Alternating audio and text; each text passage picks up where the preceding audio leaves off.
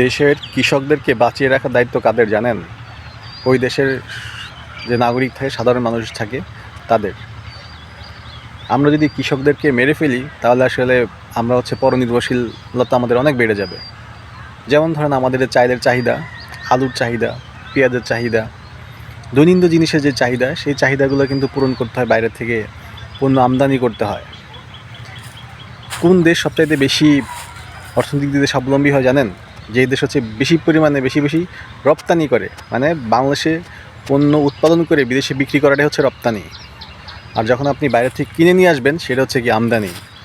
So আমাদের যে নিত্য প্রয়োজনীয় যে পণ্য, খাবারের সামগ্রীর চাল, ডাল, পেঁয়াজ, হাবিজাবি যা আছে, এগুলো যদি আমরা বাইরে থেকে বেশি আনি তাহলে কৃষকরা, আমাদের দেশের যে কৃষকরা, তারা ন্যায্য মূল্য পায় না।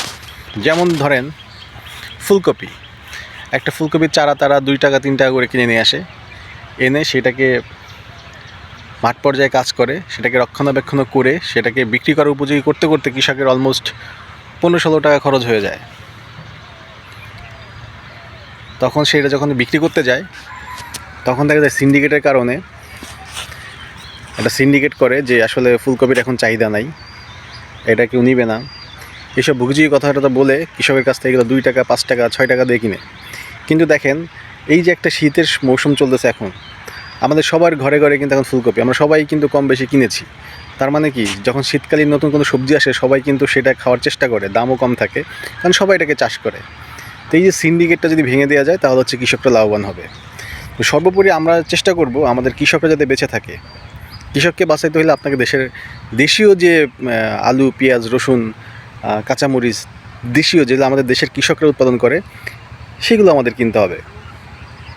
যদি না কিনেন, যদি আপনি ইন্ডিয়ান পেঁয়াজ কিনেন তাহলে আপনার কৃষক হয়তো পরের বছর গিয়ে পেঁয়াজের চাষ করবে না, সে অন্য কিছু করবে, বা সে চিন্তা করবে একটা চাকরি বাকরি নিয়ে নেই। তো একটা পর্যায়ে কিন্তু আমরা স্লোলি পরনির্ভরশীল হয়ে যাব পুরোপুরি। এখন আমরা যে পজিশনে আছি এই পজিশন থেকে কিন্তু আমরা চাইলে রিভার্স করতে পারি, অর্থাৎ কৃষকদেরকে আবার উজ্জীবিত করতে পারি, আবার কৃষক ফসল ফলাবে, আমরা ন্যায্য দাম দিয়ে কিনে খাবো। হ্যাঁ, আর যারা মধ্যস্থতা আছে, এখানে সরকারের অনেক কিছুই করা আছে। মধ্যস্থতাগুলোকে ভেঙে দিতে হবে, ভেঙে চুরমার করে দিতে হবে, যাতে ভবিষ্যতে আর কোনো মধ্যস্থতা মাথা গজায় না উঠতে পারে। এমনভাবে করতে হবে যাতে মানে কৃষক আর ভোক্তার মাঝখানে কোনো মিডলম্যান থাকতে পারবে না।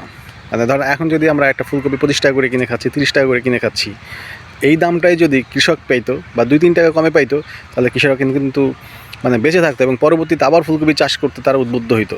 কিন্তু এখন ঘটনা ঘটতেছে কি, সে 15-16 টাকা করে খরচ করে ফুলকপি আপনার বাজারজাত করে মার্কেট আনা পর্যন্ত, খাওয়ার উপযোগী করা পর্যন্ত তার 15-16 টাকা করে খরচ।